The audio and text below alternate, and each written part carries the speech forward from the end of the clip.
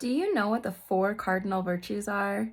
They are prudence, fortitude, temperance, and justice. Even before Christianity existed, Aristotle, Plato, Cicero, all of these major pre-Christian philosophers believed and upheld these four cardinal virtues as a means to attain our inherent goodness.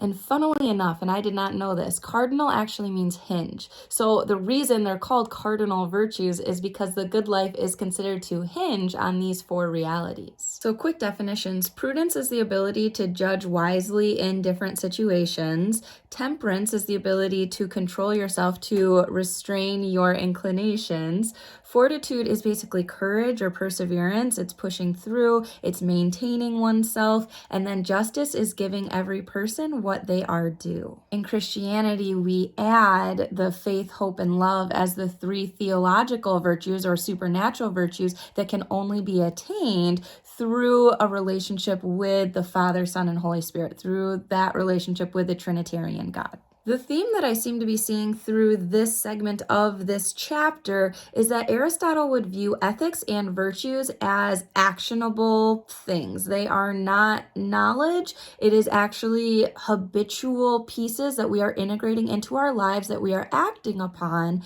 in order to become this level of goodness that we were inherently created to be. He differentiates theoretical wisdom with practical wisdom. Theoretical wisdom being like fixed knowledge, and practical wisdom being more contingent on situation. So more of a situational awareness type of wisdom. So in summary, Professor Hill's understanding of Aristotle's understanding would be that ethics is a practical pursuit that involves experience, judgment, and a cultivated character. I resonate with Aristotle in the sense that he doesn't go to either extreme of how this happiness or this goodness can be achieved. So the goal of life, right, is happiness. But what is happiness? Epicurean philosophy would say that it is pleasure, right? If it is pleasurable, if it feels good to experience it, then it is good. It will give you happiness.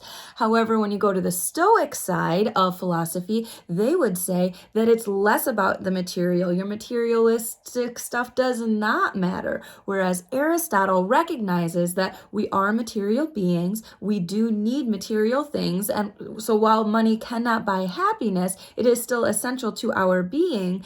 And virtue and acting in virtuous ways, cultivating good character, is also very, very important because we are ultimately growing into, as I said before, who we were initially and intrinsically created to be. So Aristotle would say that happiness would be a side effect of achieving good. He references this state of being as eudaimonia, which is basically good-spiritedness. It is a state of being for the virtuous. Aristotle would say that true happiness is a condition of life as a whole, subjectively experienced as a wise, stable, and contemplative state of being. So basically, by acting virtuously, we are going to grow into our fulfillment. And then by getting closer to our fulfillment, we are going to naturally emanate more virtue. I know for me, when I was not practicing the four cardinal virtues, specifically prudence and temperance, when I was not maintaining and governing myself, or when I was making commitments and then not holding to them, giving in, not holding fortitude, right? When I was not minding these, when I was not acting virtuously in those ways, and obviously, yes, I still fall short, but when it was not a conscious choice of mine to actively pursue these things, I was left feeling empty. There was something missing. I was still longing.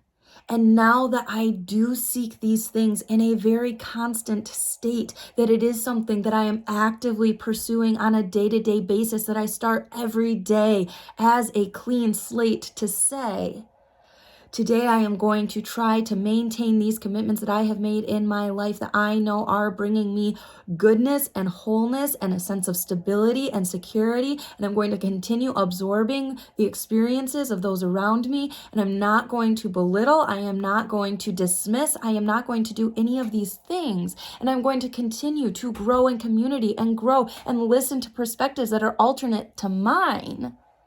When I live that way, I experience peace. I experience this happiness that he speaks of that is a state of being. It's not something that is fleeting. It is not something that leaves me desiring more. It is not any of those things. And so I resonate so much with this Aristotelian philosophy. St. Thomas Aquinas is still coming up in this book that I know is the fundamental core piece of belief that I hold with natural law theory, that we are created for an ultimate purpose, for an ultimate good, that these virtues do draw us into it. It draws me into it, and plenty of the saints to attest to this as well, whose lives are so worth mimicking and using them as role models. All of this is connected, and it really fuels me to talk about. So I'm glad that you're here with me today. I'm interested in your thoughts, especially if you're reading the book too, if you have different thoughts than mine, if different things stood out to you from this reading than what I just went through. But ultimately, that is my experience. That is what is true for me. And that is what I am going to shout from the rooftops and share every day of my life. Because if my experience can bring one person to fulfillment, to feel secure and stable in their lives, then every single moment will have been worth it.